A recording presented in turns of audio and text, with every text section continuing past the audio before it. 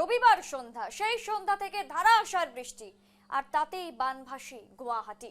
এক ভয়াবহ পরিস্থিতি সমগ্র শহর জুড়ে। শহরের গণেশগুড়ি, কাহিলিপাড়া, দিশপুর, খ্রিস্টান বস্তি, সেই সঙ্গে মালিগাঁওয়ের মতো জনবহুল এলাকা জলের তলায়।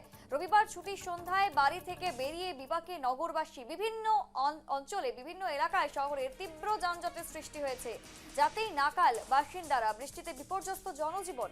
ধারাসার বৃষ্টিতে মালিগাঁওয়ে খোলা ম্যানহোলে পড়ে যান ধারাপুরের পায়েল নাথ নামে এক মহিলা। ঘটনাস্থলের 150 মিটার দূরে তাকে অচেতন অবস্থায় উদ্ধার করা হয়। হাসপাতালে তাকে ভর্তি করা হলে চিকিৎসকেরা মৃত বলে ঘোষণা করেন। ভয়াবহ বৃষ্টি এবং সেই বৃষ্টিতে মৃত্যুর খবরও উঠে আসছে। রবিবার সন্ধ্যা থেকেই ধারাসার বৃষ্টি এবং সেই বৃষ্টিতে যথেষ্ট পরিমাণে কিন্তু ক্ষয়ক্ষতি হয়েছে গুয়াহাটি শহর জুড়ে।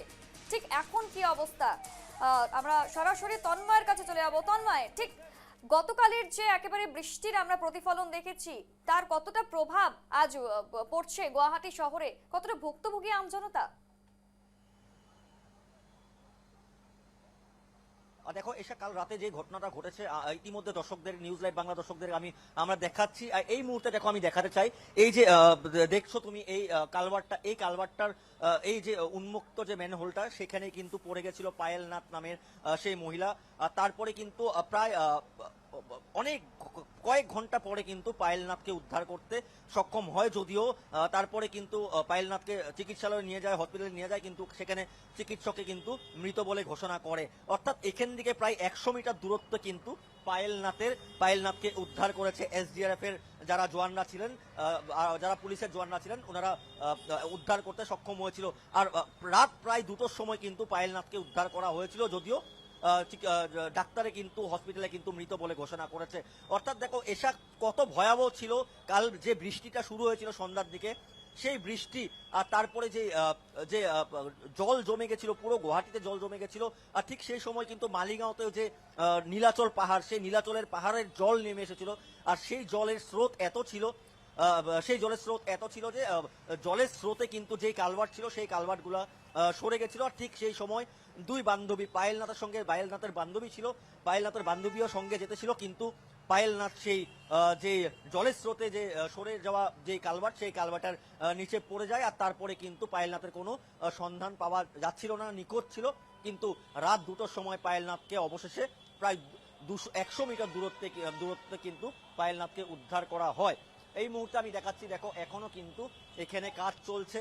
যারা জিএনসির কর্মীরা আছেন, ওনারা কিন্তু এখনো এখানে যে ম্যানহোলগুলো আছে, জলের স্রোতে সরে গেছিল, সেগুলোকে কিন্তু ঠিক করার জন্য এখনো এখানে ব্যস্ত হয়ে পড়েছে। কাল রাতের দিকে এখানে জিএনসির কর্মীরা এখানে ব্যস্ত হয়ে পড়েছে এই কাজে। আর কিছুক্ষণ পরেই দেখো এসে আমার হাতে যে তথ্য আছে, যারা আধিকারিকরা আছেন প্রশাসনের, ওনারা কিন্তু এখানে এসে উপস্থিত হবেন, পুরো সম্পূর্ণ এই জায়গাটা দেখবেন।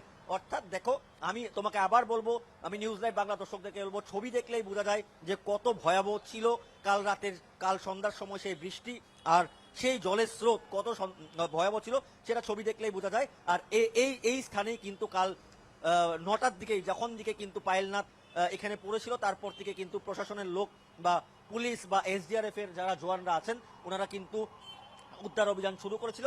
কিন্তু অবশেষে রাত 2টোর সময় অবশেষে পায়েলনাথকে উদ্ধার করতে সক্ষম যদিও হয়, পরবর্তী সময় কিন্তু চিকিৎসালয়ে ডাক্তারে কিন্তু পায়েলনাথকে মৃত বলে ঘোষণা করে।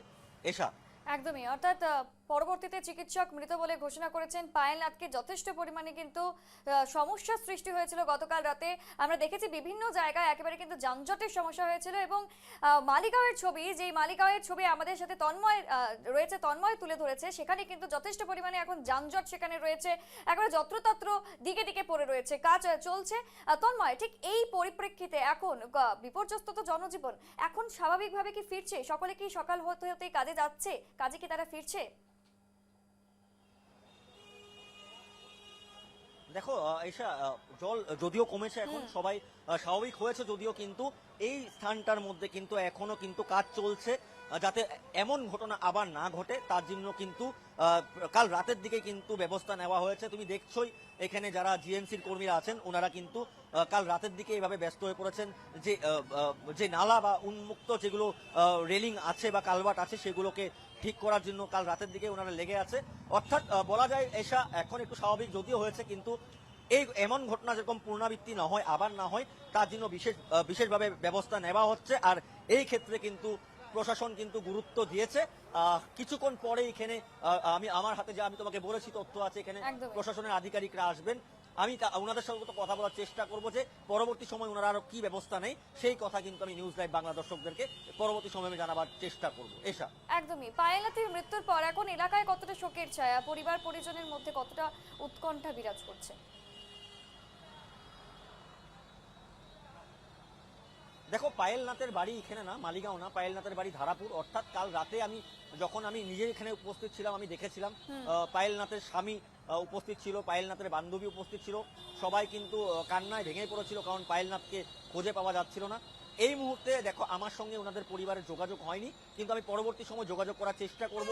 এই মুহূর্তে একটাই কথা বলবো যে পায়েল নাথের যে দেহ, সেই দেহ কিন্তু ময়নাতদন্তের জন্য জিএমসিএইচ হসপিটালে নিয়ে যাওয়া হয়েছে। আর আজ ময়নাতদন্ত হবে, আর তারপরে কিন্তু পরিবারকে পায়েল নাথের যে দেহ, সেই দেহ দেওয়া হবে, সমঝে দেওয়া হবে। একদমই তন্ময়, তোমাকে ধন্যবাদ। পায়েল নাথের এই মৃত্যু ঘিরে কিন্তু এখন চারিদিকে শুধুমাত্র শোকের ছায়া, কেননা এক বৃষ্টি এবং সেই বৃষ্টিতে কার্যত প্রাণ হারালো এক মহিলা। বান্ধবীর সঙ্গে পায়ে হেঁটে বাড়ি ফিরছিলেন এই মহিলা এবং সেই সময়ে কার্যত ম্যানহোলে পড়ে গিয়ে একেবারে মৃত্যু মুখে ঢলে পড়েছেন এই মহিলা এবং তার মৃত্যু হয়েছে। তার মৃত্যুর ঘটনায় স্বাভাবিকভাবেই কিন্তু সমগ্র এলাকা জুড়ে শোকের ছায়া বিরাজ করছে। ইতিমধ্যে তার মৃতদেহ ময়নাতদন্তের জন্য জিএমসিএইচে পাঠানো হয়েছে এবং এখন কার্যত সকাল হতেই সমগ্র রাস্তা মেরামতের কাজ চলছে। সমগ্র যেই সমস্ত জায়গায় ইতিমধ্যে ম্যানহোলের ঢাকনা বা স্ল্যাবগুলি সরে গিয়েছে সেই সমস্ত জায়গা মেরামতের কাজ চলছে। এই ঘটনার যাতে পুনরাবৃত্তি না হয় সেই নিয়ে কিন্তু তৎপর রয়েছে প্রশাসন।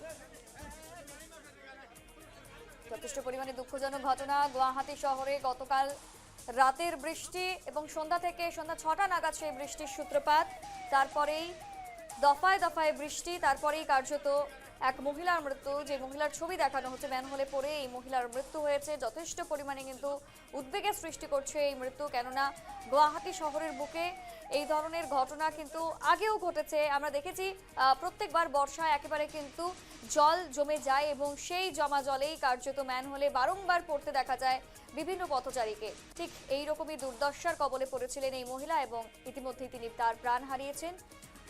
এবং এই ঘটনা যথেষ্ট পরিমাণে কিন্তু যথেষ্ট পরিমাণে শোকের ছায়া বিরাজ করছে সমগ্র এলাকা জুড়ে।